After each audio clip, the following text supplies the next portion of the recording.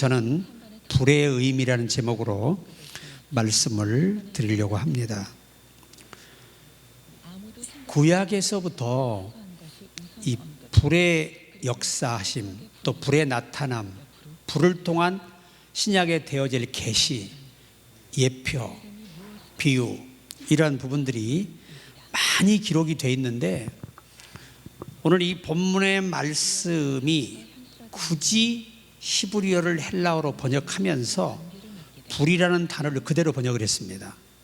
왜냐하면 구약의 약속이 성취돼야 되기 때문에 그것을 우리로 쉽게 이해시키기 위해서 이 그대로 문법과 그 의미를 번역을 똑같이 했습니다.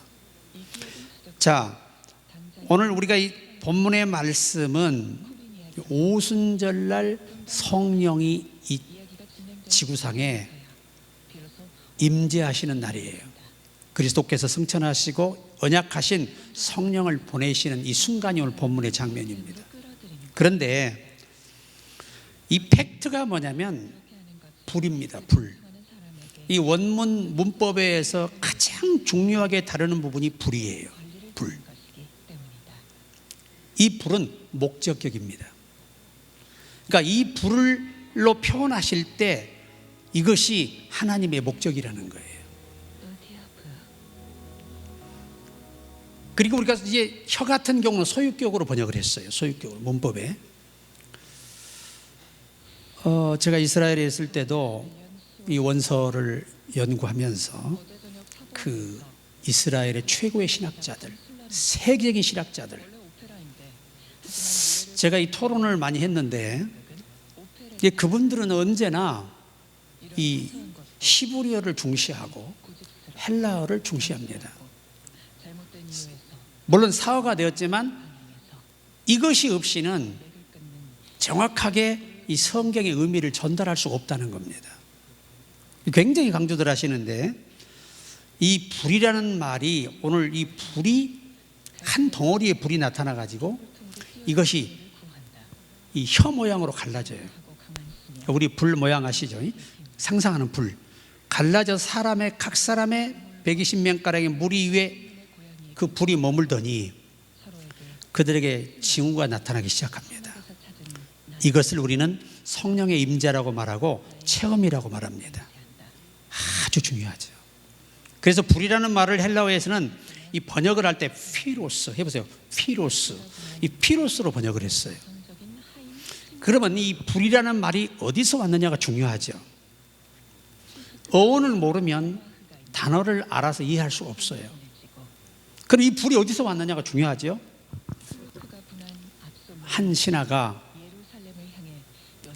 이스라엘의 적국입니다. 적국의 신하예요. 그런데 이 신하가 그 적국에서 범죄를 저지르고, 아주 유능한 인재인데 범죄를 저지르게 돼요. 그 범죄한 그가 살아남기 위해서 그 나라를 떠납니다. 탈출하는 거죠. 탈출해서 어디로 오느냐, 이스라엘 나라로 귀화를 해버려요. 우리가 오늘날도 귀화하는 거예요. 망명이죠. 망명. 사실은 현대어로 말하면 망명을 한 겁니다. 망명을 완전히 확인하고 나니까 황제가 새 이름을 줍니다. 그리고 이제 그가 망명해 온 나라의 모든 것을 그는 다 이제 버려야 됩니다. 그리고 이스라엘의 법을 따라야 돼요. 여기서 온 말이 불이라는 말이에요. 불. 이게 무슨 말이냐? 우리나라 말로 번역을 하면 따라해보세요. 동기유발, 원인 제공, 새로운 움직임, 이런 뜻이에요. 그러니까 이 불이라는 의미를, 구약의 의미를 신약으로 옮겨온 것은 바로 이러한 것들, 성령이 오셔서 우리에게 새로운 시작, 새로운 동기를 주시고, 새로운 계획을 알리시고, 새로운 지식을 알게 하시고, 새로운 세계를 받아들이게 하시고, 이 목적을 쉽게 이스라엘 백성들에게 이해시키기 위해서 히브리어에서 올 때 이것을 피로스라는 단어로 번역을 했어요. 자, 그래서 우리가 이제 성경을 보시면 오순절날 성령이 오셔서 그들의 속에서 하시는 일이 뭐냐? 그들이 이 머리에 임했다는 건 이 히브리인들은요, 이 유대 시대를 거슬러 오면서 머리에 불이 임했다는 건 이제 사람의 모든 주관자가 하나님의 성령이심을 이게 쉽게 그들에게 이해시키고 받아들이게 하려고 머리 위로 불이 왔던 거예요. 위로부터 온 불이 사람의 머리에서 그가 주관자가 되는 거죠. 이 의미를 이스라엘 백성들은 문화를 알고 히브리 역사를 알기 때문에 그 불의 혀같이 갈라지는 머리가 왔다는 건 이제 사람이 스스로 결정할 수 있는 사람이 아니고 성령님에 의해서 결정받고 그 감독을 받으면서 살아가는 거예요. 이 의미를 성령의 그 참 뜻을 이해시키고 목적을 이해시키기 위해서 불이라는 이 표현을 쓰신 겁니다. 그러니까 그들이 이 불이 와서 그때부터 성령의 주시는 언어, 새로운 언어로 말하기를 시작해요. 근데 이 당시 이 사도행전 2장에서 말하는 불은, 이 불이 와서 그들에게 나타나는 현상이 몇 가지가 있는데, 첫째가 뭐냐면 다른 언어로 말하기를 시작하니라.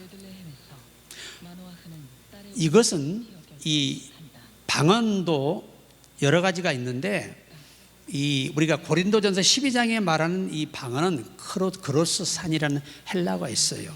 이것은 내가 알지 못하는 언어를 순간적으로 알아서 성령의 도우심으로 알아서 말하게 하는 은사예요. 그게 방언이에요, 방언. 그러니까 방언은 내가 한 번도 생각하지 못한 언어를 순간적으로 성령에 의해서 인지가 돼서 그것을 내 입으로 이 외치는 이 언어가 방언입니다, 방언. 근데 여기서 말하는 방언은 그게 아니고 그런 하나님과의 교통을 의미하는 그런 방언이 아니에요. 여기서 말하는 방언은, 이 방언은 뭘 의미하느냐? 따라해보세요. 언어. 그러니까 당시 이 제자들이 외국어, 지역의 그런 이 속어들을 아는 사람이 없어요. 그러면 이스라엘 백성밖에는 복음을 못 듣잖아요. 그래서 성령이 외국어를 구사할 수 있는 능력을 순식간에 주신 거예요. 이게 은사적인 부분. 은사적이라는 표현은, 은사라는 말, 카리스마타라고 하는 말로 도구라는 말이에요. 도구. 은사가 카리스마타가 붙으면 도구입니다. 도구. 뭘 위한 도구예요? 그리스도의 복음을 전하기 위한 도구. 그 도구가 바로 이 카리스마타, 은사입니다. 은사. 그러니까 이 사도들이 경험한 은사는 그 온 모든 각 지역의 사람들의 방언으로, 그들의 쓰는 언어로, 우리가 필리핀에 가면 까달로그를 쓰잖아요. 까달로그. 나는 그 말은 전혀 못 알아들어요, 영어 외에는. 그런데 그 사람들은 알아들으니까 우리가 그걸 배워야 그들과의 소통이 되죠. 그러니까 우리가 꼭 기억할 것은, 방언은, 이 당시 사도행전의 방언은 전도를 위한 방언이었어요. 그러니까 이 사람들이 놀래버리는 거예요. 아니, 저 사람들이 갈릴리 사람, 여러분, 당시에 갈릴리 사람들은 기본 학문을 배우지 못하는 지역이에요, 당시에. 그 말로는 기본적인 소통을 하는데 이 학문적이라든가 학술적인 이런 모든 부분이 아주 뒤떨어져요. 그래서 그들에게 이 유태교에서 세운 방법이 회당을 세워서 이 여호와의 말씀을 듣도록 낭독을 해줬던 겁니다. 그러니 이 외국어라든가 기본적인 언어를 배우지 않았기 때문에 전도가 불가능해요. 그런데 성령이 그들에게 임하셔서 모든 족속들이 다 이 소리를 알아듣는데, 자, 원문을 보세요. 3인칭이란 말이에요. 3인칭, 단수 3인칭이에요. 한 사람의 입에서 한 말이 나가면 모든 족속은 자기 나라 말로 들었다는 얘기예요. 이게 하나님의 성령이 전능자라 가능하신 겁니다. 내가 중국 설교 갔는데, 저희가 이제 낮에는 강의를 하고 밤에는 집회를 했는데 미국에서 우리 친구가 왔어요. 통화가 돼서 왔는데 이 친구가 뭐라고 하냐면 나도 한번 설교하고 싶다 그래서 해보라 그랬네요. 그랬더니 혹시 자네 중국어 알아? 모른대. 그런데 어떡하겠다고? 그냥 한대. 그러더니 막 강단에 가서 막 샬라샬라샬라 막 한 30분 딱 서가지고 막 그냥 우리나라 말을 외치는 거예요. 그런데 중국 사람들이 아마 난리가 났어요. 그래서 내가 통역관에 물어봤어요. 아니 이 한국말을 알아들어야 했더니 어쩌면 그렇게 정확하게 중국어로 설교를 해주냐는 거예요. 나는 그때 그걸 보고 현재 직접 봤잖아요. 이 방언의 은사가 그러니까 우리는 안녕하세요 그랬는데 각 족속의 말로 그들은 듣는 겁니다. 이것이 이 초대교회의 방언의 은사예요. 참 놀랍죠. 그래서 다른 언어로 말하기 시작하는 거예요. 사실은 그 갈릴리 사람들 하면 아직 공부를 제일 안 하고 그저 배를 타고 고기 잡아서 먹고 사는 사람들이 불과해요. 그런데도 성령이 그들에게 힘을 주시고 언어를 주시니까 순간에 듣잖아요. 자, 우리가 예수께서 물어요. 너희는 나를 누구라네? 그랬더니 베드로가 하는 말이 저는 그리스도시요 살아계신 하나님의 아들이십니다. 여러분, 현재 진행형 미완료예요. 이 문법이.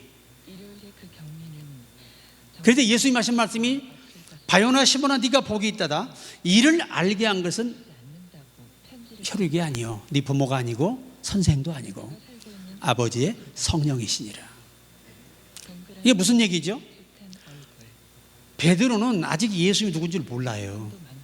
그냥 누구예요? 그 사람들이 볼 때는 훌륭한 선생, 독특한 선생이에요. 그래서 항상 유대인들이 늘 즐겨 쓰는 단어가 랍비라는 단어예요. 랍비. 그런데 주님이 하신 말씀이 성령이 알게 했다. 이것은 현재 완료 미완성 이 단어인데 이 단어가 무슨 말이냐? 베드로에게 순식간에 그리스도가 누구인 걸 알게 해서 그거를 베드로가 입으로 고백했다는 거예요. 이게 예수님의 증언입니다. 그러니까 우리가 성경은 현재 완료도 있고 과거 완료도 있고 진행형도 있고 미래 완료가 있어요.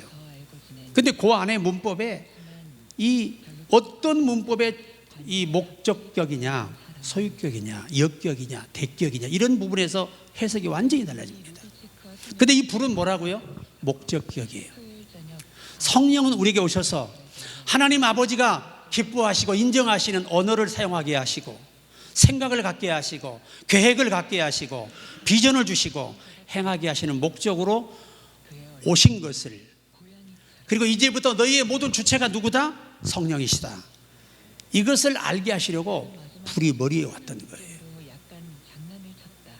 하나의 불에서 모든 사람에게로 나눠가지요. 이 의미는 히브리 원서의 전체라든가 미드라시, 미드시, 컬트라든가 이런 모든 히브리 교리서의 번역을 보면 굉장히 중요한 게 하나 있어요. 하나의 주체에서 모든 것이 나누어지고 관리되고 통제된다. 이 의미가 히브리 교리서의 참 뜻이에요. 그러니까 성령이 우리 안에 오셔서 여러분의 주체자가 되셔야 됩니다. 나를 간섭하시고 나를 다스리시고 나를 지배하시고 내게 모든 것을 알게 해 주셔야 돼요. 그러니까 나는 초대교회를 보면서 이 불의 의미가 이렇게 커요.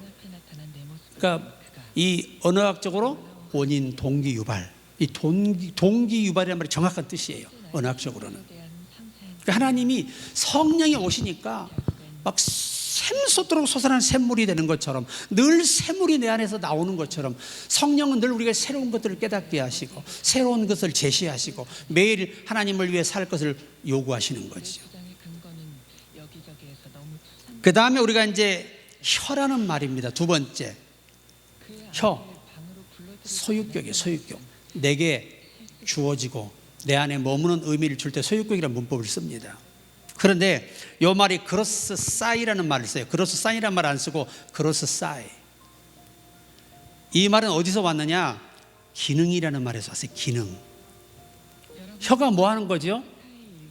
혀가 없으면 소리를 낼 수 있어요? 없어요? 말을 못 하잖아요. 혀가 짧아도 정확하지 않아요. 언어가. 이게 성령이 오셔서 인간에게 뭘 주셨다? 하나님을 찬양하고 하나님을 예수를 자랑하고 또 그분을 높일 수 있는 기능을 우리 안에 성령으로 허락하셨다는 거예요. 이 의미가 혀라는 말이에요. 그러니까 우리가 예수 믿고 성령 충만한 사람들의 언어는 어떻게 해요? 참 그 기능에는 항상 이 부정이 없어요. 부정이. 여러분 긍정적으로 성령의 인도를 따라야 됩니다. 내가 이해가 되든 안 되든 하나님의 손길을 믿고 끝까지 믿음을 지키는 거예요. 믿음이 좋은 사람이 어떤 사람이에요? 현재요 능동태 직설법이에요. 믿음이 좋은 사람. 이게 무슨 말이냐? 계속적으로 반복적으로 습관적으로 페이스를 유지하는 사람이 진짜 믿는 사람이에요. 근데 우리가 믿음이 연약하면 어떻게 돼요? 작은 일에서 괴로워하고 낙심하고 굉장히 우리가 절망하게 되죠. 이건 아직 뭐가 부족하다? 믿음의 분량이 부족한 거예요. 그러니까 예수께서 원하시는 믿음, 그러니까 이스라엘에서 이만한 믿음을 못 봤다 하는 그 이만한 믿음, 많은 분량의 믿음. 자, 요 말의 의미가 뭐냐면 이 백부장은 자기 문제만 해결할 뿐만 아니라 기도에서 다른 사람의 중보를 통해 다른 사람의 문제도 해결할 만한 그런 분량의 믿음을 소유했다는 거예요. 굉장히 중요한 말이에요. 믿음이 크다는 말이 뭐 배짱 좋다는 말이 아니거든요. 그래서 우리가 오늘 성령은 우리에게 불로 임하셔요. 이 불로 임했다는 말은 이건 하나의 비유적인 표현이에요. 자, 여러분 예수님이 세례 받을 때 물에서 올라오시니까 뭐가 내려와요? 비둘기가 내려온 거 아니에요. 비둘기 형상처럼 보였다는 거지. 그럼 왜 그런 형상을 보였을까? 성령이 오시는 목적은 우리와 하나님 관계를 예수를 통해 평화를 이루고 연합을 이루고 소통하게 하는 모든 길을 열어주기 위해서 오셨다는 의미를 부여한 것입니다. 그러니까 그가 물에 잠겼다는 건 죽었다는 의미예요. 물에서 올라왔다는 건 부활을 의미합니다. 그가 부활하심으로 누가 오신다는 거예요? 우리에게 성령이 오신다는 거예요. 정말 정확한 예표거든요. 그 바로 예표가 상징적인 예표가 성령님을 뭘로 표현한 거예요? 평화의 영으로 사람을 인식시키기 위해서 그런 거예요. 여러분 비둘기가 어디에 사용되죠? 소식을 전하는 일에 사용되지요. 굉장히 전쟁 이스라엘 역사의 이 비둘기는요 굉장히 중요한 수단이에요. 통신 수단. 이처럼 성령님은 우리 안에 오셔서 우리와 하나님과 관계가 늘 평화를 이루도록 연합하도록 그 의미를 부여하신 거예요. 이와 같이 이 비유의 의미를 잘 아셔야 돼요. 이 불이 누구를 계시한다고요? 오늘 신약에 이루어질 성령님이 예표된 거예요. 근데 그게 현실이 됐어요. 그래서 우리가 이 성령의 역사가 내 주관자로 오시면 나의 모든 머리처럼 내 머리를 다스리는 주관자가 되시면 내 모든 생각을 다스리는 주관자가 되시면 우리의 언어도 바꾸실 것이고 우리의 결정도 바꾸실 것이고 우리의 삶의 모든 걸 바꿔주실 거예요. 누가 정하신 대로 아버지가 정하신 길을 알려주시는 거예요. 우리는 아버지가 정한 길로 우리는 가고 있는 것입니다. 그래서 이 성경 역사에 큰 의미를 주는 게 누가복음 12장 49절입니다. 내가 불을 땅에 던지러 왔느니 이 불이 이미 붙었으면 내가 무엇을 원하리요. 어느 신학생이 저에게 물었어요. 강의를 갔더니 교수님 궁금한 게 하나 있습니다. 해필은 땅에다 왜 불을 던집니까? 땅에다 불을 던지면 불이 안 탈 텐데요. 나무에 던져야지. 그 얼마나 현명한 사람이에요. 그죠? 틀려요, 맞아요? 맞잖아요. 땅에 던지면 불이 안 타요. 그건 어디에 던져야 돼? 풀이나 나무에 던져야 타는 거예요. 얼마나 이론적입니까? 왜 이런 현상이 벌어지느냐? 이 하나님의 의도를 알지 못해서 그러는 거예요. 이 땅에 불을 던지러 왔노니, 이 말이 내가 이 땅에 누굴 보내러 오셨다는 거예요. 너희로 나를 믿게 하고 죄사함을 확신하게 하고 거듭나게 해서 교회를 통해서 나를 섬기다가 내게 오게 하는 모든 일을 보증으로 도우러 책임지러 오셨다는 말이에요.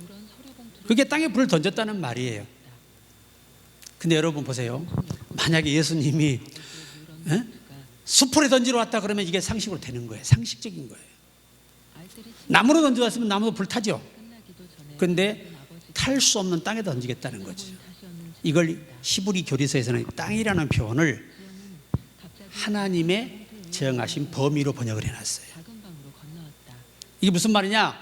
하나님이 정하신 범위라는 표현을 쓸 때 우리나라 말로 번역을 하면 하나님이 구원을 주기로 작정된 영역의 사람들을 의미하는 거예요. 그러니까 결국 하나님의 성령은 택자에게 오신다는 얘기예요. 이 성령이 오시면 걱정할 일이 없다는 거죠. 왜? 그분이 오시잖아요. 여러분과 나를 성숙하게 만들고 강하게 만들고 견고하게 만들고 넘어져도 일어서게 만들고 이렇게 해서 우리를 하나님이 원하는 길로 오도록 만드시는 겁니다. 그러니까 예수님이 이 말씀을 하실 때 이런 의미를 두고 말씀하신 것인데, 그런데 이 자유주의 신학자들은요, 이 번역을 완전히 역행해 버립니다. 전혀 뜻이 달라요. 우리 개신교는 반드시 예수님은 땅에 불을 던지러 왔고, 두 번째 뭐라고 하시면 검을 주러 왔대요. 검을 왜 주냐? 그러니까 검을 왜 주냐 그랬더니 예수님 답이 시어머니하고 며느리가 시어머니와 불화하게 하려고 검을 주러 왔다는 거지요. 이 불화라는 히브리어 교리에서는 이 다툼, 어떤 의견적 싸움, 이런 의미를 주고 있어요. 번역을 하실 때. 그러니까 검이라는 말의 의미는 하나님의 말씀을 예표한 거예요. 성령의 검, 하나님의 말씀을 예표한 것이고, 자 보세요. 우리에게 성령이 임하셔서 말씀이 임하면 우리가 이제 안 믿는 부모와 부딪혀요, 안 부딪혀요? 부딪히지요. 저처럼 그렇게 되는 거예요. 신학교 가니까 세상에 문중에서 여러분 꽃갱이 들고 삽 들고 와야 돼, 안 와야 돼? 왜? 우리 문중을 예수가 망하게 한다는 거예요. 저렇게 똑똑한 아이가 완전히 바보 병신을 만들어 난리가 난 거예요. 저런 애는 아예 그냥 죽여야 된다는 거예요. 죽여야 돼. 꽃갱이 들고 얼마나 신학교가 난리가 나게. 상상을 해보세요. 그 시절에. 근데 나는 하나도 그게 안 두려워. 왜? 성령이 충만해서. 우리 때는 여러분 산에 가 기도하는 게 일이었잖아요. 밤새 그냥 막 부르짖는 거예요, 산에 가서. 그러니까 성령이 충만해가지고 하나도 그게 무섭지가 않아. 끌려갔네요. 끌려갔더니 덕석에다 말아버려. 우리 아버지 어쩔 수 없어요. 그 문중에 어른이 그런 시키니까 그냥 덕석에 말고 물을 뿌린 다음에 그 옛날에 콩 까부는 듯 부시는 그 도리깨가 있어요. 그걸로 막 때려. 그래도 안 들으니까 두지에다 가다 집어넣어버려. 두지에다 딱 잠궈버려요. 이게 두지에 이렇게 들어가 있으면은 발도 못 펴지요. 소대변은 어떻게 해야 돼 이거? 이야, 그런데도요 두렵지가 않아요. 오직하면 우리 아버님이 우리 어머니에게 그랬다잖아요. 그러지, 믿으려면 저 정도는 믿어버려야지. 저것이 바로 진짜예요. 우리 동네에 저것들 다 가짜요. 그리고 말씀하시더라는 거예요. 저놈은 한가닥 갈 것이야 그러더래. 그러니까 오늘 한가닥에 목사 됐잖아. 하나님의 귀한 종으로서 참 복음을 전하는 것처럼 영광스러운 일이 없어요, 사실은. 인간이 자랑할 게 뭐가 있겠어요? 아무것도 없이 초라한 부족한 뿐인데. 그래서 여러분, 예수님은 이 땅에 뭘 던지러 오셨어요? 던지러 오셨어요. 땅에다가. 이 땅이라는 의미를 쓰는데 여러분 이걸 아시죠? 땅과 세상은 달라요. 그러니까 예수님 마태복음에 세상에 너희는 뭐라? 소금이 되라. 세상에 빛이 되고 땅에 뭐가 되라 그러죠? 소금이 되라 그러잖아요. 근데 소금이라는 말은 게스라는 말이거든. 땅이라는 말이 게스라는 말이에요. 게스. 이 게스라는 말은 하나님이 창조한 땅이라는 말이에요. 근데 세상은 코스모스라는 말인데 이 말은 사단이가 부패시킨 세상. 이게 세상이에요. 그러니까 마귀가 완전히 잘못된 걸 배우게 하고 잘못된 것 종교를 믿게 하고 완전히 사람을 사탄의 그런 놀이꾼으로 다 길들여 놓은 사람들에게 그리스도의 증인들이 가서 삶을 통해서 원래 인간은 이 신을 믿어야 되고 원래 인간은 이렇게 살아야 되는 것이라는 것을 알려주는 게 기독교의 역할이에요. 근데 우리는 세상에 뭐예요? 소금이 또 돼야 돼. 게스, 하나님이 창조한 땅. 자 보세요. 참 신비롭죠? 세상에 마귀가 부패한 세상에서는 뭐가 돼야 돼? 빛이 돼야 돼. 그런데 그리스도인 안에서는 뭐가 돼야 돼? 소금이 돼야 돼. 참 의미가 심각하죠. 저는 처음에 가서 공부할 때 세계적으로 모든 각 국가의 신학자들이 그분들에게 다 공부하러 와요. 그래서 서로 자기 학을 가지고 서로 발표회를 하고 그렇게 우리가 정의를 내리는 건데 그 아주 최고의 이 위원장인 그 박사께서 이런 말씀을 하셨어요. 사람에게 있어 가장 큰 것은 단도직입적으로 그분이 말한 것이 뭐냐면 하나님은 이 세상을 창조했는데 이 세상 안에 소금은 변해 안 변해요? 그러니까 하나님의 선택받은 거룩한 자들은 변하지 않고 썩지 않고 그 모습을 유지하는 것이라는 거예요. 근데 세상에 나가서는 뭐가 돼야 돼? 어두운 세상 가서는 빛이 되어서, 빛이 뭐지요? 어둠을 밝혀서 감추지 못한 사물을 드러내는 거잖아요. 그래서 산 위에 있는 도시가 숨기지 못하게 하라. 그 산 위에 있는 도시가 바로 예루살렘의 성전이었어요. 바로 그 성전에서 뭐가 이루어지죠? 공동체가 이루어지죠. 예배가 이루어지고 전도가 이루어지고 치유가 이루어지고 서로 통용하게 되고 성찬이 이루어지고 기도가 이루어지고 그리고 모든 좋은 것을 다 없는 사람이 서로 나누고 사랑을 실천하고. 그래서 너희 착한 행실을 보고, 원문은 착한 행실이 좋은 삶이 아니에요. 하나님의 뜻이에요. 원문은 아가도스, 하나님의 뜻입니다. 그러니까 너희가 하나님이 정한 인간의 삶의 방법을 교회가 보여주라는 거예요. 그러면 저들이 돌아와서 우리를 보고 자기들이 잘못됐고 속았음을 깨닫게 되고 회개하게 되고 예수를 믿게 될 것이라는 거예요. 굉장히 중요한 이 원어의 해석입니다. 열왕기상 18장 38절에 이 여호와의 불이 내려서 번제물과 나무와 돌과 흙을 태우고 도랑의 물을 핥은지라. 누구의 불이라고 표현하지요? 여호와의 불이에요. 이것은 주어입니다. 주어로 번역이 됐어요. 이 불과 나는 누구다? 하나라는 겁니다. 결국 하나님이 성령으로 이 땅에 오실 것을 계시하시고 그가 오셔서 번제대로 누가 죽었어요? 짐승이 바쳐졌지요. 그가 오셔서 예수님을 십자가에 못 박게 하시고 또 살아나게 하시고 성찬하게 하시고 다시 오시는 거예요. 이 그림이 갈멜산의 그림이에요. 제가 이스라엘의 그 교수가 그 자기 논문을 이제 발표하는데 기드온의 300용사 있죠. 막 우리나라 사람들은 막 300용사래, 막 용사, 막 특수부대, 뭐 엄청난 사람들로 얘기를 해요. 진짜 황당한 얘기가 많아요. 그들은 용사가 아니에요. 히브리 교리서에 보면 그들은 부족한 사람들이다. 우리나라 말로 말하면 장애인이라는 장애인. 그러면 여러분은 물을 어떻게 먹어요? 저나 여러분은 저 보세요. 물 정상인 어떻게 먹어야 돼? 이렇게 먹어요. 그런데 이 300명 어떻게 물을 먹어요? 물을 이렇게 담아가지고 어떻게 먹어? 핥아먹는 거예요. 정상적인 사람은 절대 물을 움켜잡고 핥아먹지 않아요. 그래서 이 미드라시라든가 미드시의 해석을 보면 그들은 정상적인 사람에 미치지 못했다. 그렇게 번역을 하고 있어요. 그러니까 한번 생각해 보세요.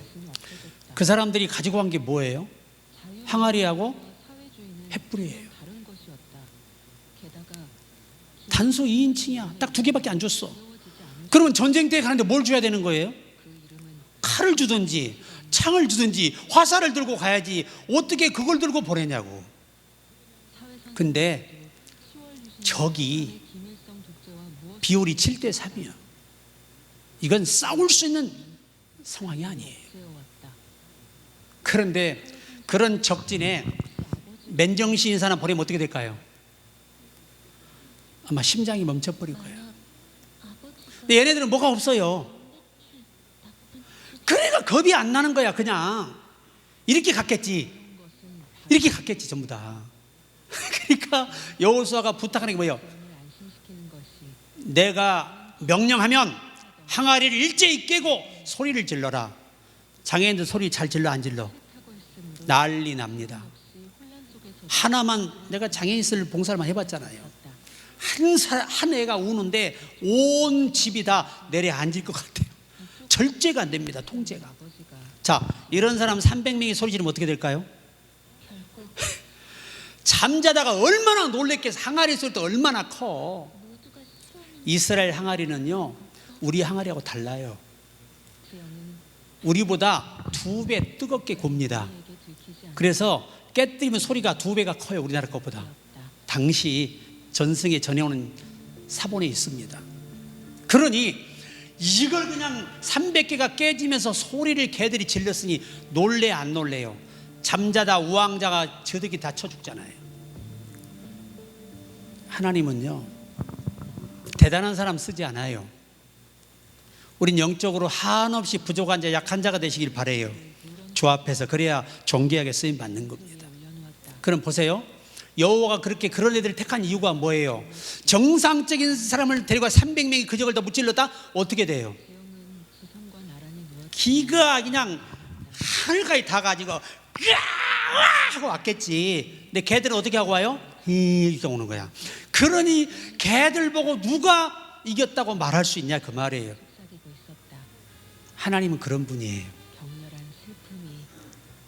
그러니까 저와 여러분은 하나님 앞에 모자란 게 좋아요. 영적으로 하늘씩 부족한 존재가 되시길 바라요. 겸손하면 하나님 쓰시는 거예요. 자, 시간이 없으니까 결론을 맺겠습니다. 설교 많이 하면 요즘 미쳤다 그러더라고. 요즘 나는 이제 부흥회를 다녀도, 야, 부흥회를 40년을 넘게 다녔는데 어떻게 내가 설교를 짧게 할 수 있겠어, 부흥회 가서. 근데 지금은 딱 1시간만 되면 벌써 표정들이 안 편해. 그리고 다 시계 보고 있어. 왜? 끝날 때가 됐는데. 근데 그래도 우리는 집회 가면 또 내가 또 들었다 놨다 하잖아. 그러니까 시간 갈 줄도 몰라 사실은. 네. 오늘 여러분, 팩트는 3가지예요.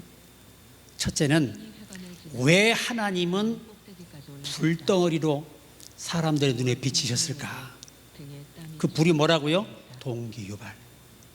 우리에게 새로운 생각을 내 안에서 시작하시고 새로운 기점을 다 준비해 주시고 새로운 삶의 모든 방향을 제시하시기 위해서 오신 분이에요.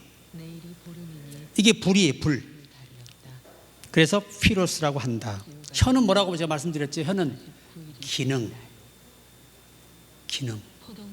여러분, 성령이 오셔서 우리에게 은사적인 기능을 주심으로 어떤 이는 방언을 말하는 거예요. 제가는 방언 많이 하라고 말씀드렸지요. 정말 방언을 열심히 해야 됩니다. 남들이, 내가 교단장이잖아. 대한예수교 장로연합회 대표회장이잖아. 내가 방언하니까 어르신이 그래. 아유 목사님 지위가 있지. 어떻게 그런 번잡한 이야기를 랄랄라 하시냐는 거지. 내가 어르신 너무 외람된데 제가 하라는 게 아니고요. 성경의 사도 바울이 주께로부터 계시를 받아서 우리에게 전한 겁니다.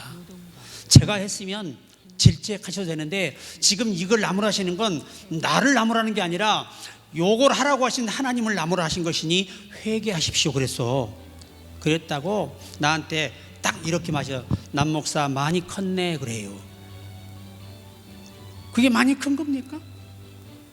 방언은 너에게 보다 유익하다. 따라해봐요. 오이코도메이. 요 말은 건축에서 왔다니까. 여러분 이 교회가 완성이 된 다음에 우리가 들어오잖아요. 살 수 있도록 다 수리하고 다 한 다음에 들어온 거예요. 이처럼 방언의 기도가 얼마나 중요하냐. 한 건축물의 완성과 같다는 거예요. 거기서 왔어요.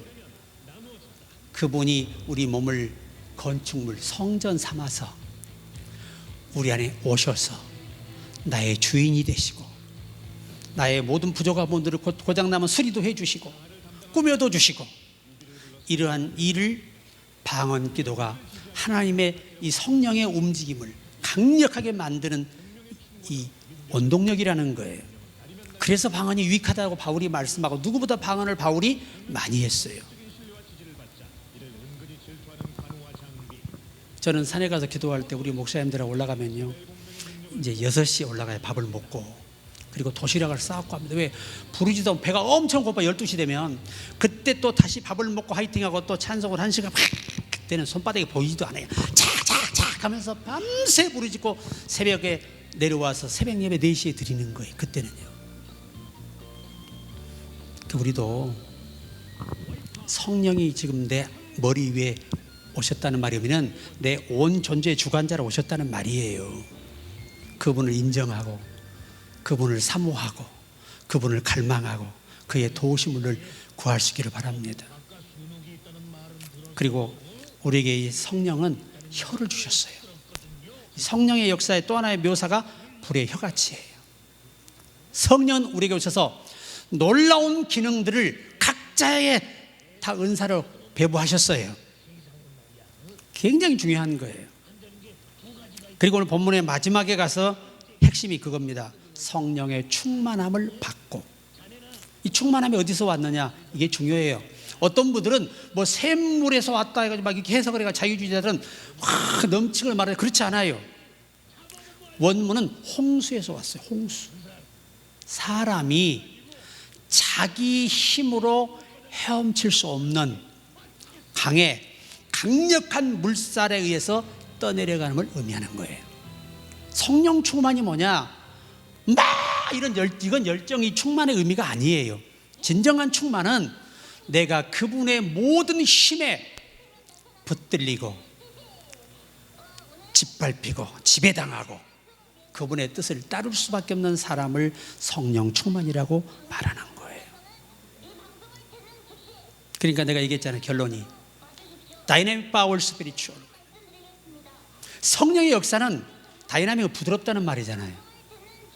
이 의미는 영어 성경이지만 내 안에 오셔서 뭐 환상도 못 보고 음성도 못 듣고 뭐 별다른 은사도 없고 뭐 굉장한 거 없는데 순교를 해도 믿음이 속 사람이 흔들리지 않는 사람. 이것도 성령 충만의 하나.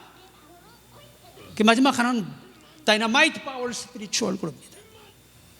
강력한 하나님의 임재가 있어서 병을 고치고 죽은 자를 살리고 하나님의 살아계심을 나타내는 거예요. 이 두 가지 성령의 충만이 있어요. 이것이 이 불 안에 두 개가 다 포함되어 있습니다. 그러니까 성령 충만은 하나님의 의지에 내 의지가 굴복돼서 하나님이 정한 길로 가는 것이 성령 충만이에요.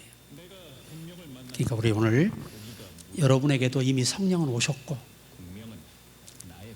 이렇게 하세요. 성령님, 저는 무지해서 성경을 잘 이해하지 못해요.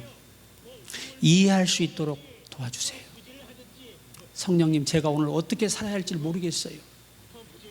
오늘 내가 어떻게 살아야 할지 성령은 아시오니 나를 도우러 오셨으니 내가 오늘 해야 할 일을 알게 해주세요. 하나님, 이럴 때는 어떻게 해야 돼요? 성령님 좀 알려주세요. 도와주세요. 그분을 인정하면 여러분을 도와주실 것입니다. 아무쪼록 성령 충만한 가운데 초대교회 은혜를 회복해서 승리하기를 주의 이름으로 축복합니다.